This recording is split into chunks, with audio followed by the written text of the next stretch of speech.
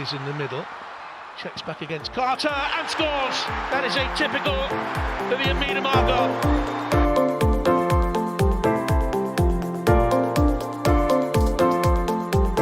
Quickly gets it back again. Oh, what a goal! Well, that sums up her season.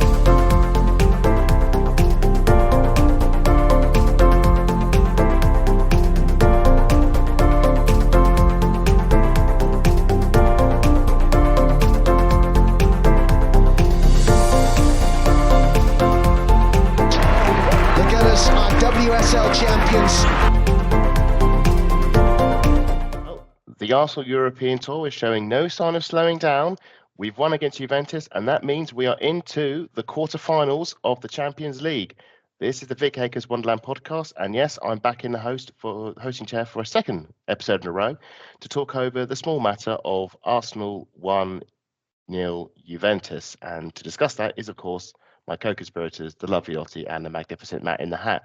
Matt, I think you're probably the warmer of the trio of us. How was your Thursday evening? Well, it wasn't too bad. It was just coming in after work, doing a little bit of extra work, and being able to switch on and go, oh, it's Champions League tonight was quite nice. It would have been nice if they would put out like a tweet or something like that from DAZN to say, by the way, it's actually not on the YouTube channel. It's actually on our app. So Most of them do seem to be on the app. I've noted. I don't know if they're just picking on us because have we had it on the TNT Sports yet this season? I don't know. I swear we have been exclusively on the DAZN app. We've not had a YouTube game. Maybe the Bayern game was. I think there's only been I think it was Bayern was the first game, so I wouldn't be surprised if Bayern's gone the last game of the group, which might not matter. Well, we'll see. I think the stakes have changed somewhat after last night. There's been a bit of a change of fortunes, I think, for both us and Bayern, which we'll get into. Lottie, have you defrosted yet after last night's chilly night in North London? No, I haven't. I'm still I'm still hugging. I've been hugging a radiator all day. I'm getting there. No, it was a very, very cold night in North London, and that's where I'm going to quickly start. A nice, easy one for the three of you. What's the coldest Arsenal women's match you've been to, excluding last night? Oh, it'd have to be the night that Stina passed through and the cameras were really bad against Man City at Meadow Park. That was cold because it was starting to sleet. It started to sleet that night. Matt? Even with all that extra time. I'm trying to think. It's difficult. Well, low pitch, not just Arsenal, because obviously you go to plenty of games up north where it is statistically colder than where it is where we are. You're closer to the Arctic Circle, so geographically, you're more likely to get a colder game than us. Yeah, actually, you know what? Just thinking about it, Walton Hall Park towards this time gets really cold. Like it means hat, gloves, scarves, everything. Like double joint. Make sure we got fluffy socks on as well. Matt, I need to thank you for my gloves. They kept my hands very warm this winter so far. I should say I was very envious when I turned around in my seat and Lottie was fully gloved up, and my fingers were getting number by the second. Your first question was, "Oh, where'd you get them from?" I went, "Oh, Matt bought me for Christmas last year." Yeah, I felt very foolish. Maybe I should bring some Goldie gloves or something. Maybe I need to bring that the next game. For me, it's Lyon 2 seasons ago, with Lyon at home, where it was so cold the seats actually froze, and it was when the Emirates Stadium the roof was a bit leaky, and the water on the seats just froze over, and they were fenced off, and we couldn't use them. I think Juve was a contender as well, personally. It'd been a long last week. Yeah, that was chilly. I was just thankful it didn't rain. Yeah, well, I was hearing rumours of snow, which would have just sort of ruined it all for the rest of us. Yeah, but it was still, I'm not sure which was colder. It's about the same. I think with UV away, we managed to move about a bit. We were standing up and stuff, but you can't do that at the Emirates very much. Yeah, absolutely. So. You're sort of stuck where you were. There was a lot more freedom of movement at the Juventus away stadium. We'll dive right in. So lineup, no real difference to. Rennes kept it pretty much the same all the way through, maybe with the odd rotation here or there, but it's pretty much consistent. And it was attack of Mariona 3-4 behind Alessia Russo. I don't think any of us were surprised by that. And to be honest, I don't think we were disappointed either. It's worked quite well in the last few games. Was a bit of a shock pre-match though when we learned that Bayern Munich have slipped up Lottie, a 1-1 draw with Vålerenga. Suddenly, the formality of a Bayern topping the group is not as formality as we thought it was. For lack of a Well, better it word. wasn't really going to be a formality. They're happy to finish second. We know this. Well, We they see this have done. every season. So yeah, I'm not, no disrespect to Vålerenga, but it's like, although they're at home and they're on their turf sort of thing, I just think it's slightly suspicious. I've looked back to where they've placed over the last couple of years, and I'm like, someone's playing a maths game. To be fair, they have had Barcelona in their group, and I would say if you're playing a maths game, surely you want to math it, you finish top, because you want to. It's like it reminds me of Arsene Wenger in the last few years of Arsenal. We consistently finished second in the group, and then we wondered why we always used to get knocked out by Barcelona in the last 16 or Bayern Munich. You know, if you're gaming the system, you're kind of gaming it in a very bad way if you're trying to finish second. So I think it's opens up the draw, makes it very interesting. Obviously puts stakes on the game, which will be at Meadow Park, which I'm looking forward to, providing other results go the way we hope. Matt, I don't know if you could give me a hand here. What do you remember of that first half? I'm going to be honest. I don't think it was a very eventful first half. It just seemed like not the same lessons weren't being learned. Like how do you stop a low block, and just nothing seemed to be happening, and it was really strange. You would have thought 45 minutes of that, you would have thought maybe make a change, maybe try and tweak it a little bit, and unfortunately that tweak didn't come until further on down the line. But it would have been nice to go, right, okay, 45 minutes, that's enough of that. I mean, there were opportunities. There was, I can't get the stats exactly, but I think there was a couple of opportunities that throughout where the ball came across the box, either through Caitlin Ford or Mariona putting it in across, but no one was there to be there to tap it home. I think it was more at stake in the second half, where you saw that sort of ball was being say you got to do this more because that's the only way to get through them. I think it was, and do correct me if I'm wrong, Lottie. I think it was actually Mark who sat with us. He was actually saying it was like Audible all over again. It's like the worst sort of hearing of Jonas. It was like a flashback to pre Rene.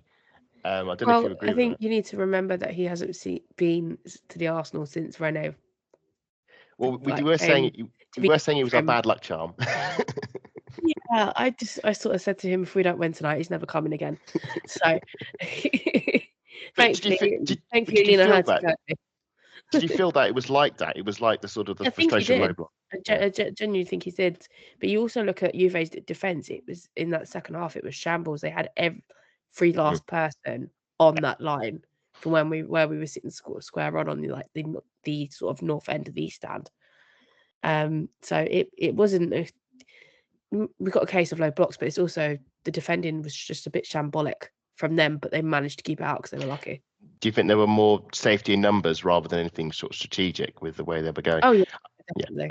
I mean, the only moment I think which got us briefly excited, I think there was Frida had an effort which went over the bar. I think it might have even been tipped over. I can't remember. Straight over the bar. It went straight over the and that was really it. I mean, when me and Matt were doing the predictions, my brain was telling me this is going to be boring, it's going to be dull, it's going to be tight, and my heart was going, no, go for the big win. It's going to be the same as it was in Italy. It's going to be a walkover. It's going to be easy, and of course it never is with Arsenal. 0-0 at half time. I can't say I was surprised by it. This was actually the game I expected we were going to get in Biello. I was speaking to someone online about it. It was kind of the way that the performances were, but kind of the wrong way round. If this has happened every round, I think it would have played out as I expected.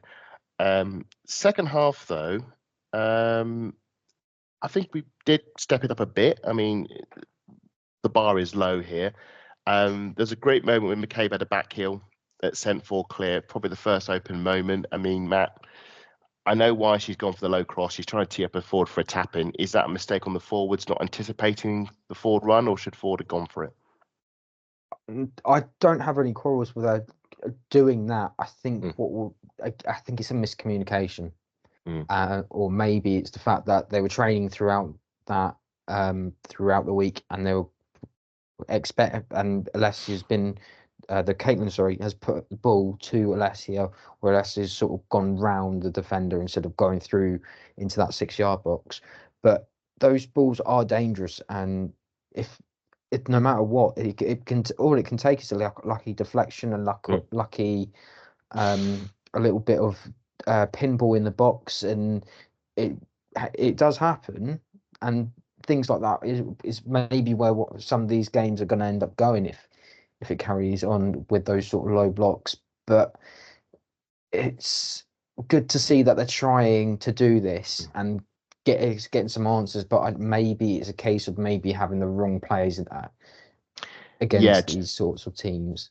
Do you think if we had, I know we'd be consistent with starting Russo, but if we had, say, started with Stina, a forward like that who would more likely make that run, do you think that maybe we would have got the goal that we needed earlier in that situation? I think so, yes. And I'll probably add maybe Caitlin was not the right player, although she proved me wrong. She was actually my player of the match for this one. She was actually creating a lot of chances, and unfortunately they didn't come. But it for me, a player who would thrive in those sort of places, that likes those sort of tight spaces, is Rosa Kafaji. She would have been a great player to have in that game to start off with, because she, not only because of her unpredictability, but she would have been able to play those passes a bit more quicker and be able to get those defenders moving and out of shape. And Stina would thrive on things like that. We've seen it in the past. I do wonder if there's that sort of balance as well, because Arsenal, for the most of the game, were in complete control. I mean, there was a moment we're going to get to in a minute with Juventus, but I'd say about 90% of the game, Arsenal were in full control with the possession, with moving the ball around, but just lacked that incisiveness in the final third to break them open, which is something we've seen so many times again under Jonas. And I think it'd be ignorant to say that it hasn't happened under Rene as well. I think of West Ham away, another classic example of us struggling with low blocks, the substitutes coming on making a difference, which we'll get to. But no, I think bringing the likes of Rose, you say, on, the problem is because you bring in that unpredictability, you potentially lose that control, and that would only be my one concern, is if you lose the game trying to win it, as Arsene Wenger used to say. And in that situation, I think Rene was probably prioritising a level of control. I think there was one other moment. I think there was I think it was Frida had a moment to tap in. Just we all thought, because of the cam, where we were sat, we all thought it was in. Wasn't that? Yeah, we did all think it was in. I was going to say, Caitlin Ford was close to that as well. Yeah. We had a cross from, I think it was Leah Williamson, and it just completely went wide, and it was just. There was a lot of those. I think she hesitated, and then it went wide. So it was great that we were getting moments, which gave me hope. But the fact that we were not taking them was a bit of a concern. As you say, Lottie, a lot of crosses, not finding the targets. I just don't think. I don't know if they were hit and hope crosses, but there didn't seem to be much purpose on the ball. And certainly the players that should have been meeting it in the air, I mean, there was a person who did, we'll get to that in a minute, at that time weren't doing their jobs, weren't meeting the crosses. And it got progressively more and more frustrating. And of course, the longer it stays 0-0, there is always a chance. The opposition always gets one chance. And Juventus did get that one chance. I mean, Lottie, did you, before that, when that save was made, did you think that was the moment the rug was going to get pulled out from under us from DVD? Yeah, I did, but I kind of trust her in the sense that she's had 4 WSL clean sheets. She's had 1 against them last week, and now this is her second clean sheet. The more and more I watch her, the more I'm like, yeah, I could see why Manu's lost their shot. Did you think it is that now? Do you think she has? It's not just a rotation thing, a tactical thing. That is it. She is. I think DVD is the one that they're going to stick with. And if I'm honest with you, by the time that the Bayern game comes round, it will not surprise me if Duff is in that goal. To be honest with you, because I think I said this previously, Pernell Harder has Banu Zinsberger's card marked. She knows how to get around her. Yeah. She's played against her previously. As soon as one goes in, Pernell Harder's off. We know this. So it won't surprise me if Duff's in goal for that game. Has it surprised you? how quickly, because I mean, Hannah Hampton, for example, at Chelsea, we thought was something similar happened, but it took into the new year. It took Anne-Katrin Berger's form to tail off, and I think Musovic didn't quite, have the handle on it, and Hannah Hampton barged, took the number 1 shirt, and that's it. She's now number 1 at Chelsea. Are you surprised just how quickly DVD is just swung and taken the shirt, considering that, you had Lydia Williams, you had Sabrina D'Angelo, wrestled with it for a while with Manu, couldn't take that shirt off her. In over 2 seasons of worth, DVD's come in with a few months, bang, she's got the shirt. No, not really, because Manu's rise to every challenge to the last couple of seasons with Lydia and Sabs around, and she seemed to have the upper hand. But I think Daphne is a different gravy of keeper, and she brings something completely different to what we've got. And what I hate to say is what Manu lacks, Daphne has. Yeah. So it's not really surprising, if I'm honest with you. Don't get me wrong, I'm still a Manu Zinsberger fan, but Same. DVD Mark II is a little bit better. I think I talked back to when we had our North London Derby pod, and I think we said after the save that Daphne made, another critical save. I always said I don't think Manu makes that save. Daphne just makes that save and makes it look normal. And this was another one. Again, it's a world class, crucial save at a crucial point in the game where it's 50-50, and she keeps doing it this season. And I don't know if I should be annoyed that we keep putting ourselves in a position where we rely on the keeper to make that crucial difference. But the fact that she is what's taking, converting basically 1 point to 3 points, or no point to a point. There was a flood of substitutions, as we expected. I think Mead came on, Stina came on, but the one sub that did matter was, of course, we can't put it off any longer, Lina Hurtig. I know Lottie's been dying to talk about Lina Hurtig because she is a massive Lina Hurtig fan. What was your thoughts at that point? Did you think the narrative was being written even then when she came on? I've got to be honest with you. After when she originally came back against Vålerenga, I was like, right, she's getting a goal tonight. I turned and said to Mark and Jess, I was like, that goal's coming. Just watch the space. And then we got that cross in, and then straight off her head, I was like, yes, this is exactly what she needs. Because if you come to a point where inform Caitlin Ford vanishes, who do you bring in? Lina Hurtig. And then go from there. I think it's just exciting to have her back at this point, because I know she's got a lot to bring to the table. She's got a point to prove. She's been away for a year, and I know now that Jonas is gone, I think she actually has a chance to get her spot back in the team and get more minutes. Yeah, I do want to dig a bit more into this. So she came on for Alessia Russo, 10 minutes to go. So you've got 10 minutes to, I think up to then, very little we'd managed to get on the impression on the team. But in those 10 minutes, there was just chance after chance after chance, and they were coming to Lina Hurtig. But I think there was a header that hit the side netting. Again, we all thought it was in. And I think the worst one was the Kim Little cross the back post. And I said before, we were getting these crosses that no one was getting their heads to. No one was meeting. Hurtig was meeting his header. She was at the back post. This one she has to head in, Matt, doesn't she? This is a bad one. I mean, as much as we're championing Hurtig, as we've known for the last few years, she isn't that efficient in front of goal. And this, barring what happens next, this was the one I thought, when it didn't go in, I was a bit, ugh. It's a bit hard to say it's definitely going in. I think she's gotten into her mind that she's got to get on the end of it first. And sometimes it's because you've got to get on the end of it first, you don't think about the direction, and it's actually just gone straight across, and it's gone nowhere near the goal. Yeah, I think it's come off the top of her head rather than the forehead and gone down. So it's just one of those where she's okay, first shot, you want to kind of get it on target, or at least near the goal, and she did that. It was just a bit unfortunate that I think the defender puts her off a little bit as well. So there's a little bit more of judgment from herself to make sure that she can reach it first before she can decide how to head the ball. But that's the sort of thing we need to see from players like Alessia. It does still annoy me when she's dropping deep, and then again go back to the Caitlin Ford goes across, pulls it across, instead of Alessia being on the end of it, being the fox in the box.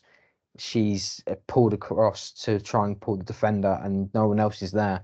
that's where you need to start getting these relationships right and making sure that they can connect properly, making sure everyone's in the same frame of mind, because all it takes is one little miscommunication or no communication and heads drop, and then you're thinking, well, Juventus could grab something from this game, which they very nearly did. It was dragging on. I think we got to about 87, 88 minutes. It's still 0-0. We should have said, at this point, draw wouldn't have been terrible. We would have still been on track to hopefully get out the group. But as we all knew, a win at that moment was we're in the into the next round. It would have been a missed opportunity with a Vålerenga away, which we now know is a very difficult place to get a result, and then obviously the Bayern game at home. But the clock is ticking down. Beth Mead picks up the ball on the wing. A pass down the line. Stina's been offside a few times already this match, but she times her run well. She crosses the ball low. Misses the goalkeeper. And who is there, Lottie, to bundle the ball practically on the line? Not even Hurtig could miss this one.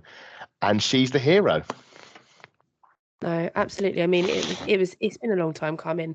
When she first joined the club, it's what she does. She scored the Champions League goals when we needed them most. But yeah, no, I think if I remember rightly, her first attempt to head the ball in didn't go very well.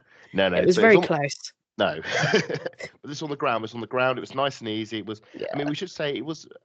You mentioned about the Juventus defence earlier. I mean, I would say in this instance, the defender gets touched on the ball first. They have to clear that first time. The fact they're trying to control the ball on the goal line is, as you were saying earlier, was pretty shambolic. And Hurtig was thankfully alert enough to basically force the ball over the line when we needed it.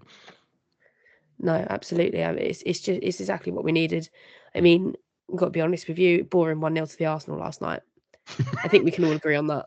Oh, absolutely, 100%. We got the points. That's all we wanted. A fun question for all of you then. Obviously, it's a late winner. We all love a late winner. It's worth freezing various body parts off in the crowd for staying up late for that and not missing the last train home. Your fingers, I think that would be better. Yeah. Just freezy fingers.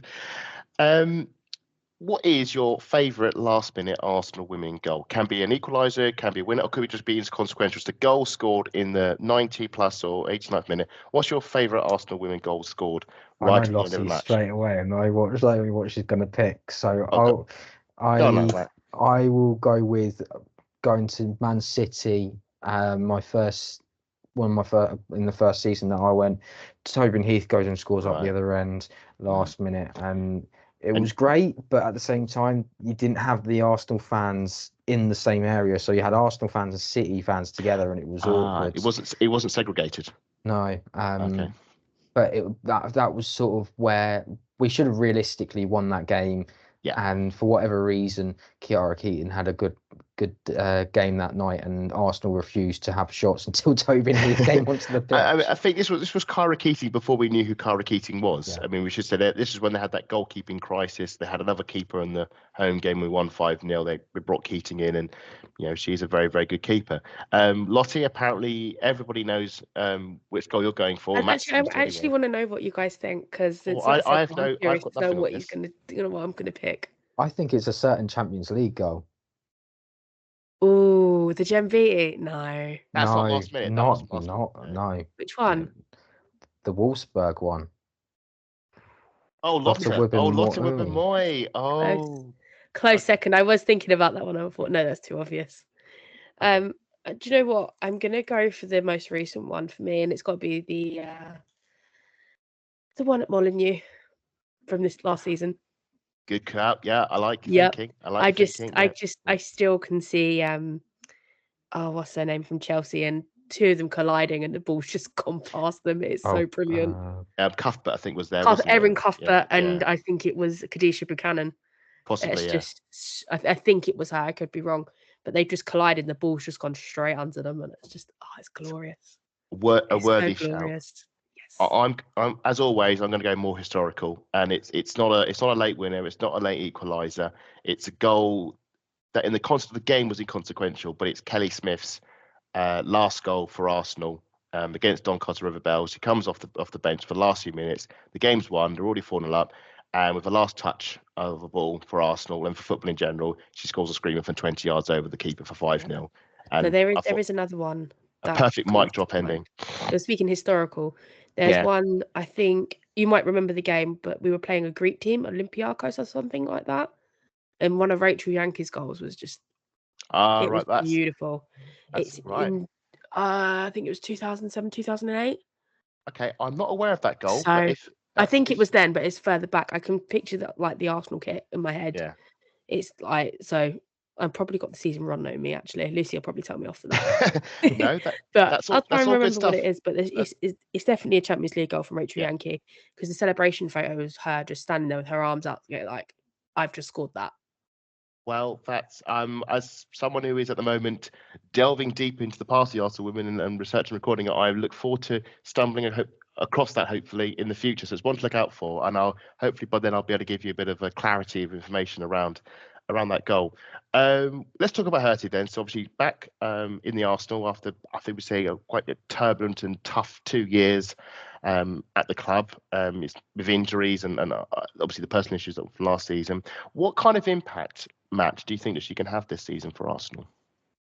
I think when you go back, and I think a lot of people would have thought that this was the Lina Hurtig that we were going to get. We weren't going to get any issues or anything. Well, if there were going to be issues, there'll be small niggles and things like that, which did happen in that first season. But we weren't expecting that. I think we were expecting her to go and get goals amongst the pigeons, shall we say, and go and score those headers, and that she's quite well known for. That last season, and that responsibility was put more towards on Amanda Illister until she announced her pregnancy. Yeah. Now we should also mention that congratulations to her as well. Yep. Congratulations on the engagement. So wishing her all the best with that. And I think the idea that we're going to have more, if you pick Amanda and Lina Hurtig, you could then have a taller team together. That then would probably help us out against the likes of like a Chelsea, who have Millie Bright, who's basically their wall, and you could probably argue one of their only solid defenders on that. Well, proper defenders, not like I'm going to play like Leah Williamson that's going to play the ball out from the back or go running up the pitch every 5 minutes.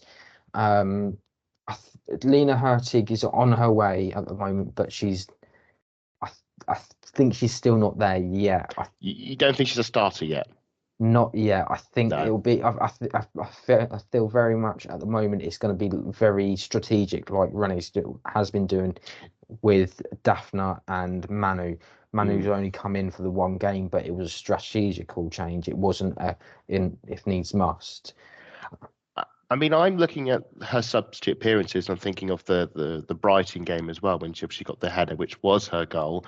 And I'm sensing a bit of, and this shows the era of Arsenal I grew up with, of sort of 2009, 2010 era Nicholas Bentner, who the game will be level, like 1-0, and then he'll 0-0, and then he'll come off the bench and score in like the 95th minute and take home the point. But that's what Lord Bentner does. He's always done that. Come on. But that's just the one that stands out is the Wolves goal. When he came off, and that's the one that always sticks in my mind is Bentner, heading in like the 95th minute. And I'm just seeing with Hurtig, with her aerial ability, which as far as I could see, no other player in our team knows how to head the ball in the opposition penalty area, which is rather worrying. She seems to be the only player who can do it, and we do seem to be intent on throwing crosses in the box. It does feel like there is a genuine outlet there to something a bit different than what we're trying to do already. So that I'm intrigued by the opportunities that the avenue, shall we say, that the doors are going to open, having Hurtig as a different weapon in our, for lack of a better word, arsenal. I do apologise about this, Adam, but just a quick rewind. The Rachel Yankee goal I was referring to was a 9-0 win over POAK. Thessaloniki. Okay. They're in the Greek Super League. It's Rachel Yankee's second goal, and we ended up winning 9-0 over them in 30th September 2009. So you were close. You're in the right area. And we did win a lot of games 9-0. I was close there. Close enough. Maybe 2-3 seasons out. There's no shame in that. I mean, like I said, anything pre-WSL, it could be any year as far as I'm concerned. It's the problem, as we know, with history at the moment. If it's not recorded, it's all just grains of sand lost in the wind. But bring it back to the present, Lina Hurtig. Lottie, as a big Hurtig supporter, what do you anticipate from Hurtig this season? More goals, more minutes, Mhm. and just hopefully whoever's in charge, or even if it's just Renee, just give her a chance. As much as we've got superstar Mariona on the left, Beth Mead is not cutting it for me right now. And I love Even though Beth Mead. I know she had a great pass for the. Should say it was a nice pass to get into Stina for the goal, but It was, but she's not Beth Mead that we see every season. She's normally got a few more goals than she does now. do you think is that form? Is that the ACL still holding her back a bit? Is that? I don't know. I'm just not sure. Beth doesn't feel like Beth at the minute for me. Okay. And I mean, some of her performances have been really underwhelming. And there's been points in the game where I forgot she was even on the pitch. That's worrying because you'd always notice when Beth's on the pitch. And exactly, yeah. You always know when Beth Mead's there, and it's a little bit concerning. Like, I love it when she's scoring and doing what she's supposed to be doing. It's great, but sometimes I don't know what it is. Since Viv's left, she's become more invisible to me. I don't know if you two have noticed it, but no, I mean, she's on the bench now, which never used to happen. She was always, if there was one player who was always going to start. Exactly, as Viv said, teacher's pet. Yeah, but she's not now. And I will watch the Beth Mead arc with interest this season because she came back so well last season from the ACL, and I think we do. You see, I used to forget because she was so good last season. That sort of from Christmas onwards, we say, that she was going to come back from an ACL, and maybe that's starting to catch up with her. But sticking with Renee, I'll throw this back to you, Lottie, actually, because I asked this Matt in the last pod. Renee, this is in theory her last game as inverted commas interim manager. This is the end of the block. It's been, I think we can say, a very good block of games, all but one game won. I think just the 2 drop points at Manchester United. We don't know yet what's happening with the manager. In theory, we could get a new manager for the Villa game, the Bayern game, and the Veringa game. This manager, they could come in the new year.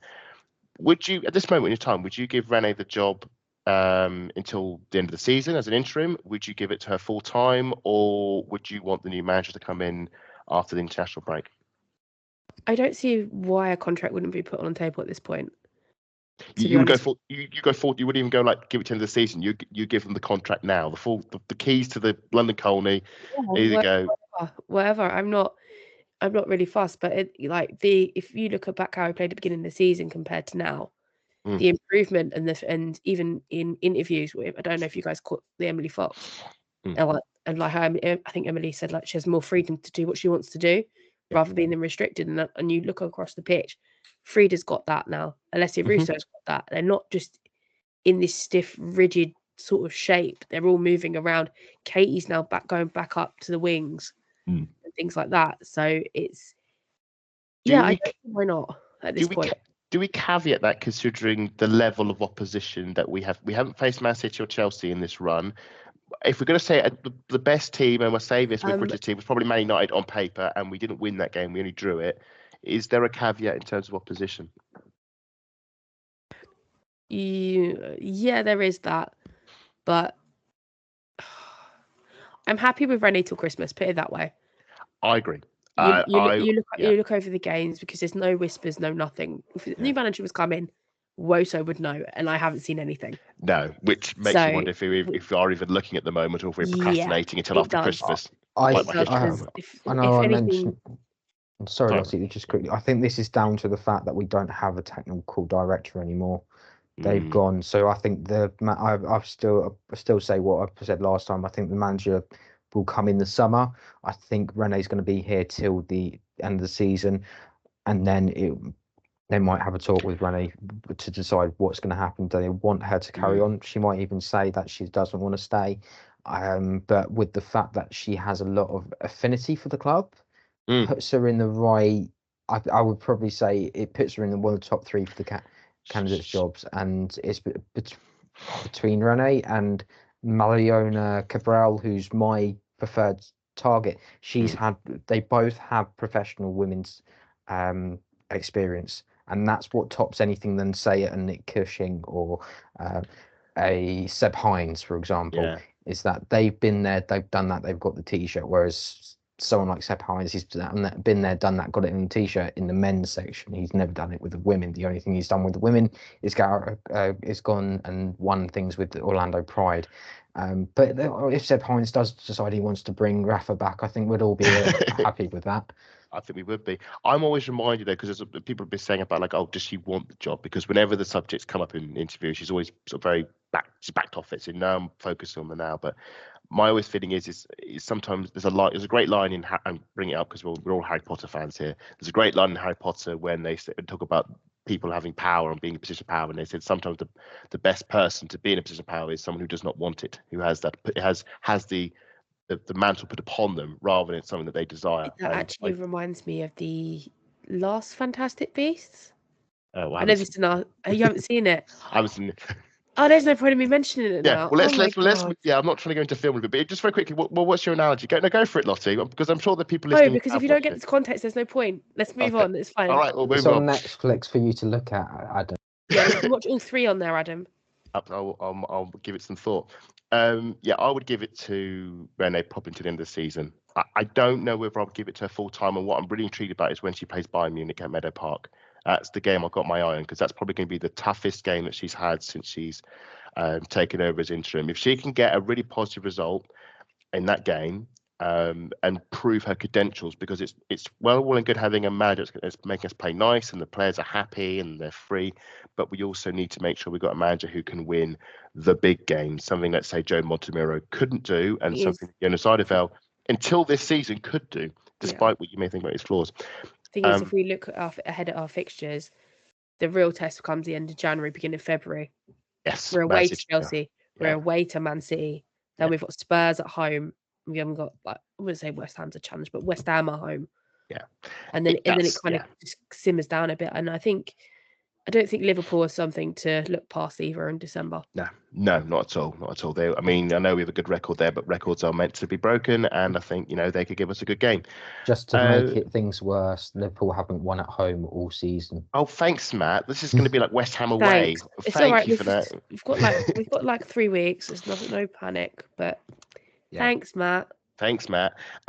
Just on bringing back to what I was saying about Bayern Munich, obviously they've drawn with Vålerenga away, so the gap is now 1 point between us, and then we're on 9, they're on 10 points. If we win all our games, including the Bayern Munich game, we've actually topped the group. Now, if you just flash back to when the whole group stage started, Jonas was still in charge. It was Bayern Munich away.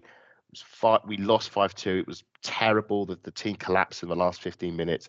I don't think any of us could imagine that just 3 more games later we'll be in the next round and in the quarterfinals, which probably shows you where the Champions League group stage is at the moment. And obviously it's interesting that's now going to change. So the teams that are qualified so far, regardless of positioning first or second, are Lyon, Chelsea, Real Madrid, Bayern Munich, Manchester City, and of course Arsenal. There are 2 pairs of teams that are in contention, which are Roma and Wolfsburg. They're tied on 6 points. One of them two are going to get through.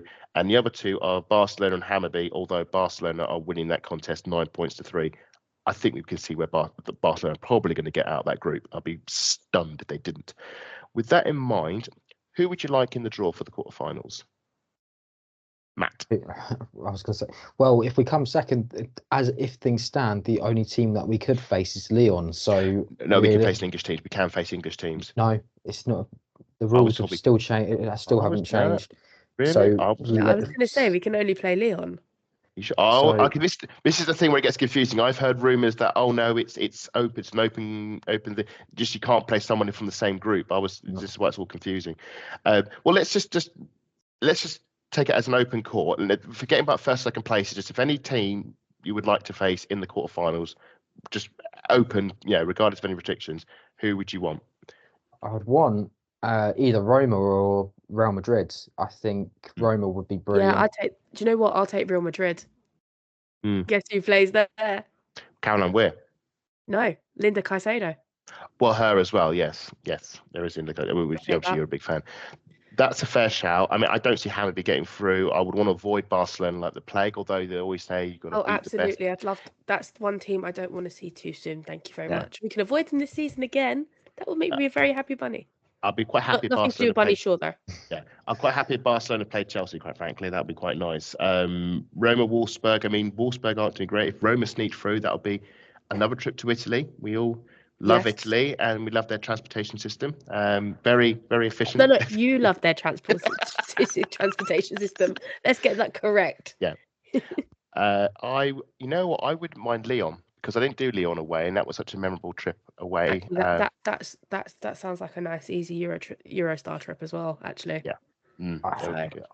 Would you really want to face one of the European champions? Reunited with Joe Montemurro. Yeah. Oh yeah, I forgot about that. Oh Yeah. that could be a very interesting. But then again, Could be a little bit get spicy. to see Danny Van der Donk as well. And Yeah. Yeah. Lindsay Horan And as well. hopefully, what the wonderful Wendy Renard will make a lovely mistake for Caitlin Ford again. And Adega Hegerberg as well. I mean, we should say that the last time we played Lyon, we were gifted by the fact that Lyon were going through an injury crisis that we ended up going through ourselves. So whilst it's great that we got 5-1 and Caitlin's Ford goal keeps getting replayed on that opening montage every time we play Emirates Stadium, which is very nice. We should caveat the fact that we were not playing a full strength, fully firing Lyon. Of course not.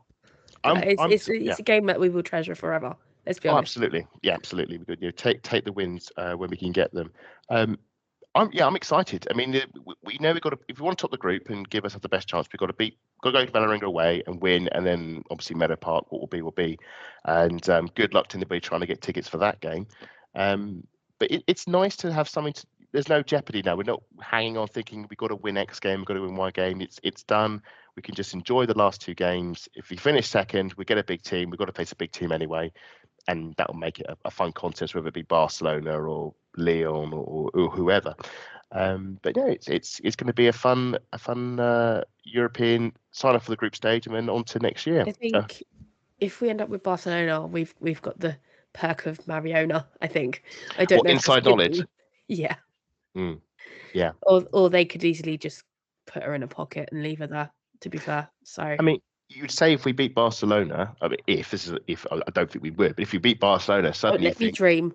Yeah, let us dream. But I always say, if you just draw Barcelona, if you go out to Barcelona, there is no shame ever in losing to Barcelona in the Champions League, because they're who they are and what they are, and it means we can just focus on the league. Is it worth a particular fan base coming after us? Well, this is the flip side. Because there's a lot of us that have gone after them the last couple of seasons, and we've dished it. And I haven't been one of those people, but I know a certain few people who will come after me just for the fun. Oh, yeah. Well, I would say the flip side of the coin is if we beat Barcelona, if somehow we scrape through against them, suddenly you think the draw opens up suddenly, because you think anybody we can beat. If you can beat Barcelona, you can beat anyone, and suddenly that path to the Champions League final is a bit wider. I should say also like that really weird stat with Barcelona and Barcelona, Lyon and Lucy Bronze. Lucy Bronze has never lost the Champions League. She's always been on the winning side. Which is at Chelsea now, which is more of a worry. But what I would add is this is the first time I think that a country has got 3 teams into the quarterfinals. Obviously. Oh no, it's actually I'm slightly pleased for Man City, but I'm kind of not. No, but I'd also say it's done wonders for our coefficient apparently with the rankings. That was my next point. So hopefully that will do us good, especially as we go into the new system next season, the new Swiss league. And I suppose we want? I mean, think about it. We want Arsenal in the Champions League. Do we want other English teams to win the Champions League for the good of England, or do we not want that? And that's the thing for our own personal clout of being the only team so far in England. Personal clout? Okay, personal clout. I'm sorry, but Chelsea have got the men's clout in London, let's be honest. I want to keep my clout because then it ends the conversation. Please. It would be nice to see a England Final Four, say City take on Chelsea, and then Arsenal have their semi-final. I don't want Arsenal playing an English team in the Champions League final. No. Arsenal would have the other one. Chelsea, Man City take each other on. That would probably help us out more, because either way it's a I don't mean to situation. be funny. Chelsea tank City all the time, so that's an easy game. I think this season we are going to see a Champions League more open than people think. Obviously, you mentioned, Adam, that Joe Montemurro is at Lyon. I don't think Barcelona are as sound as they used to be defensively, and that's where I think we'll probably see if Barcelona don't go through. Then, well, if they do, well, they sort of are. No, that they are going to get through. When they get through, if they pull, say, Arsenal, I think there will be chances for Lina Hurtig, Rosa Kafaji, Caitlin Ford, Beth Mead, Lesia, Stina, for the sake of it, it's Leah Williamson, to hurt them. And I think this time around, if you're looking at Champions League, if you're going to say, if anyone apart from Lyon and Barcelona aren't going to win it this year, it's going to be this season. I'd always say, though, underestimate Barcelona at your peril. Just saying. I just had a quick look at their league stats at the moment. They've got 30 points, a plus 42 goal difference, and they've only let in 5 this season. And they just beat their defense looks completely fine to me. And their attack was pretty good. Then you look at what Man City did to them at the Joy Stadium in that 2-0 victory. I'm going to stick to say what I always say when it comes to the Spanish teams coming to England this time of year. It's too cold for them. And you say that, but you look at the men's. Hang on. Yeah. You say that. You look at the men's. When did we win against Barcelona at the Emirates? It was in January. Wasn't it February? Yes, it was cold. Okay, but let me flip it over. In December, did Barcelona not come to Emirates Stadium and win 4-0? That was my first game. You can't even go with me. Don't even go. That was my first Champions League game. Yeah. And I had to escort a certain person out to come back in at half time. Yeah. Because that person needed to go home. Yeah. So I missed half that game anyway. Which is probably for the best. And on that cheery bombshell of a happy memory of us playing Barcelona, I've stretched this out long enough. I think it's time we wrapped up the podcast for the evening. So massive thanks once again for Lottie and Matt for coming on and discussing a great 1-0 to the Arsenal. Where can we find you both on social media? Because I think we are moving to pastures new on that regard. Yeah, I've moved over to Blue Sky. So you can find me at Lottie AWFC on Blue Sky. So bye-bye Twitter. I'm never coming back. And is the pod on Blue Sky as well? Yep. Same handle as Twitter, VAW Pod. Absolutely. Matt, I think you've come over as well, haven't you? Yeah, I'm on both still, but it's mainly for the women's news and things like that, where I'm finding things. So it's still Matt LR28 on both Blue Sky and Twitter. Yeah, I'm straddling both, but like you, I'm on Twitter for the news from the Arsenal accounts and so forth. Most of my stuff is on Blue Sky, and I'm more migrating over to there. And whilst that remains a toxic-free universe to talk into, that's where I shall be. But on that note, and I was going to say, if you do want to find Blue Sky, it's the same. It's actually, as it was, Adam-Salter4, but don't do underscores on Blue Sky for some reason. So, add to -Salter4. But that's it. That's the end of the pod. It's another successful week for the Arsenal. The Renaulution continues. Arsenal roll on in Europe. We're off for the international break.